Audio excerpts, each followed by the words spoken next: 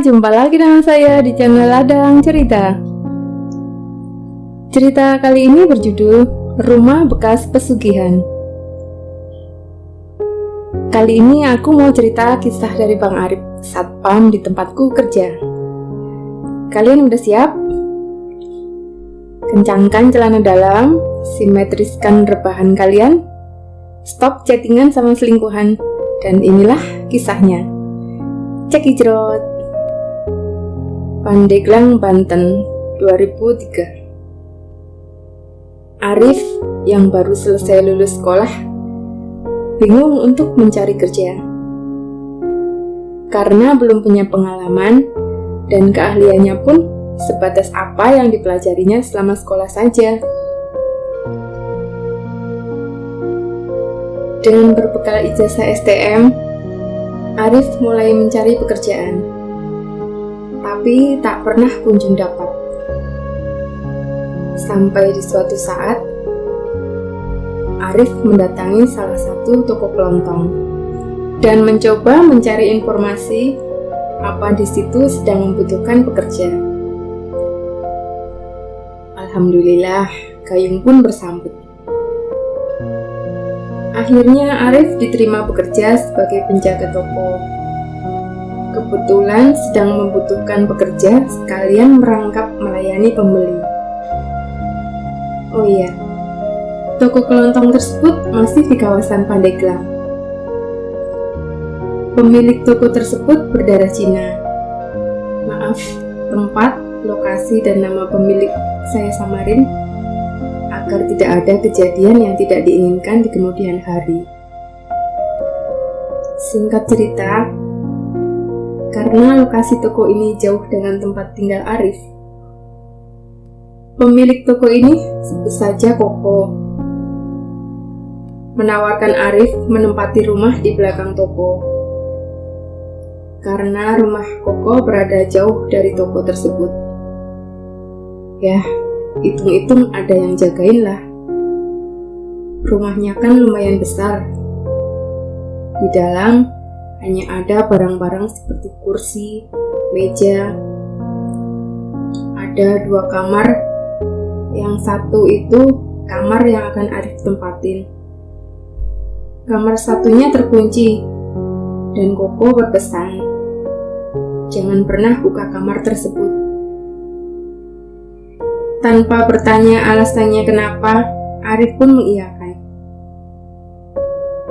Lumayan, hitung-hitung hemat, gak ngeluarin biaya buat kos, gumam Arif dalam hati. Singkat cerita, hari-hari Arif lalui dengan normal dan tidak ada hal yang aneh sama sekali. Sampai tiba di suatu malam, pada pukul 10 seperti biasa selesai bekerja, Arif pulang ke rumah tersebut dan dia langsung menyalakan semua lampu rumah. Setiba di kamar, Arif mencium wangi ciu atau dupa khasnya orang Cina. Arif pikir itu mungkin hal biasa. Setiap pemilik rumah orang Cina, benda-benda tersebut sudah lumrah. Arif pun bergegas untuk mandi. Seperti biasa, selayaknya di dalam WC, ritual-ritual kecil kayak dan sebagainya itu sudah wajib hukumnya. Malam itu perasaan Arif mulai gelisah. Karena seperti sedang ada yang memperhatikan dirinya di dalam kamar mandi. Arif pun cepat-cepat beresin mandinya. Tapi, pada waktu Arif mengguyurkan air ke badannya, tiba-tiba seperti ada yang memegang pundaknya dari belakang. Sontak Arif pun kaget. Dia mencari-cari, tapi tidak ada apa-apa. Dia pun melanjutkan mandinya. Tapi, baru saja dia mau mengguyurkan air ke badannya, dia lihat di dalam gayung ada rambut yang menggumpal. Tanpa pikir panjang, Arif langsung melemparkan gayung itu dan langsung lari keluar dari WC. Masih dengan rasa ketakutan, Arif mengelap badannya yang masih terdapat sabun dengan handuk, dan dalam hati Arif berkata, "Bodo amat, badan masih banyak sabun. Yang pasti aku takut banget." Singkat cerita, Arif pun memakai baju dan langsung merebahkan badannya di atas kasur. Sambil bermain HP, Arif masih nggak percaya apa yang dia alami di kamar mandi tadi. Tiba-tiba, Arif mendengar sesuatu di balik tembok kamar sebelah yang tidak boleh dibuka oleh si Koko. Seperti ada yang sedang memukul-mukul tembok itu dari dalam. Dengan perasaan yang masih takut, Arif coba diam dan mendengarkan suara apa yang ada di sebelah kamar.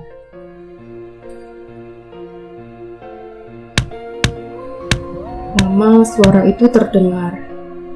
Tiba-tiba Arif kaget. Pas kasur yang dia duduki, seperti ada yang memukul dari bawah.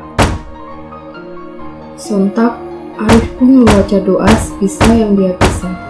Tapi pukulan itu tidak berhenti. Dengan rasa takut, Arif memberanikan diri untuk melihat ke bawah kasurnya. Dan apa yang Arif lihat? Arif saat itu hanya bisa diam. Badannya seperti kaku, mulut seperti terkunci, dan mata pun sulit untuk dipejamkan. Di bawah kasur, terlihat sosok hitam besar, gigi bertaring, dan dengan matanya yang merah menatap ke arah Arif. Sosok itu pun keluar, dan menghampiri Arif yang sedang ketakutan. Sosok itu sekarang tepat di depan muka Arif, menatap Arif seperti orang yang sedang kelaparan dan seperti orang marah. Dalam hati, Arif membaca ayat-ayat dan surat Al-Quran yang dia bisa. Tapi sosok itu sekarang malah menjulurkan tangannya, seperti ingin mencekik Arif. Melihat seperti itu, Arif mencoba terus berdoa, hingga badannya mampu untuk digerakkan. Dengan masih sangat lemas, Arif pun menendang sosok itu dan lari ke arah ruang depan. Arif mencoba meraih pintu, tapi sial, pintu itu terkunci. Arif mencoba mendobrak, tapi tidak bisa. Hingga dia teriak-teriak saat sosok di dalam kamar itu mencoba menghampirinya. Melihat sosok itu semakin dekat, Arif terus berusaha mendobrak pintu. Dan akhirnya, pintu pun terbuka. Saat sudah di luar, Arif bangun dan berlari ke arah gerbang untuk meminta pertolongan. Tapi tidak ada satupun orang yang terlihat. Karena kawasan itu adalah kawasan pertokoan. Bisa dibilang kawasan sepi jika malam hari. Singkat cerita, Arif terus berlari. Sampainya di depan, Arif melihat ada tukang tambal ban yang masih buka. Tanpa basa-basi, Arif pun meminta pertolongan bapak tambal ban tersebut dan menceritakan semua yang dialami. Bapak tukang tambal ban itu pun sudah paham dan langsung mengajak Arif ke rumah bapak itu yang ada di belakang bengkel tambal ban dan langsung mempersilahkan Arif masuk ke rumah. Bapak itu pun langsung menutup pintu rumahnya. Melihat Arif yang masih ketakutan, bapak itu memberikan air minum yang sebelumnya sudah dibacakan doa dan menyuruh Arif mengganti pakaiannya. dan bapak itu memberikan baju koko dan sarung. Setelah selesai ganti baju,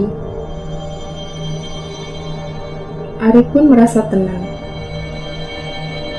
Bapak itu bertanya kembali, apa yang Arif alami dan tinggal di mana. Arif pun menceritakan semuanya dan tempat di mana dia tinggal sekarang. Bapak itu hanya mengerutkan dahi dan bilang, "Nak, atas rekomendasi siapa kamu kerja di tempatnya Koko? Apalagi sampai berani tinggal di rumah belakang toko dia?" Arif pun menjelaskan awal dia sampai bekerja di tempat itu. Si bapak pun berkata, "Nak, untung kamu bisa lolos dari rumah itu dan bisa lolos dari makhluk itu."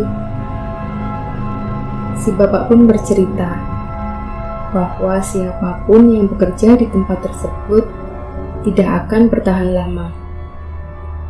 Ujung-ujungnya sakit mendadak dan akhirnya meninggal.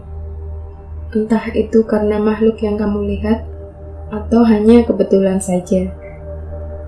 Tapi hampir semua pekerja yang pernah bekerja di situ berakhir dengan kematian.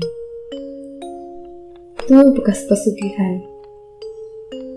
Meskipun sekarang pemilik rumah itu sudah tidak ada dan rumah itu dibeli Koko, tapi tetap makhluk itu tidak mau pergi.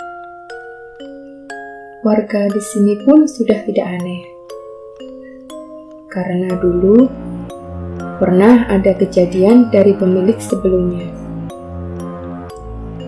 Ibu, anak pertama, dan anak yang paling bungsu meninggal secara misterius. Banyak warga yang sering melihat sosok hitam sedang berada di gerbang toko itu berdiri.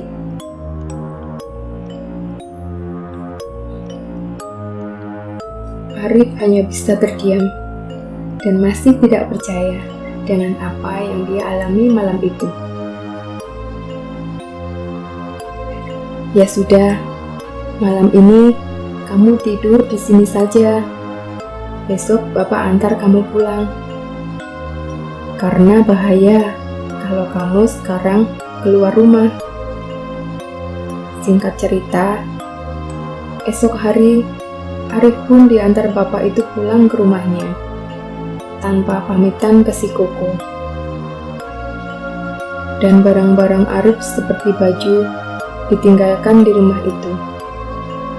Untung HP Arif bawa pas dia kabur. Sesampainya di rumah, bapak itu menceritakan semuanya.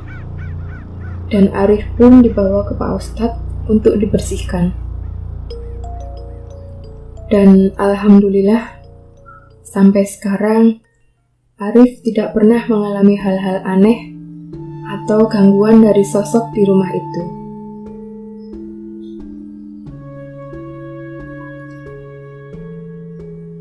Oke, sekian dulu cerita dari saya. Dan jangan lupa tetap tunggu cerita-cerita saya yang selanjutnya ya. Sampai jumpa. Dadah.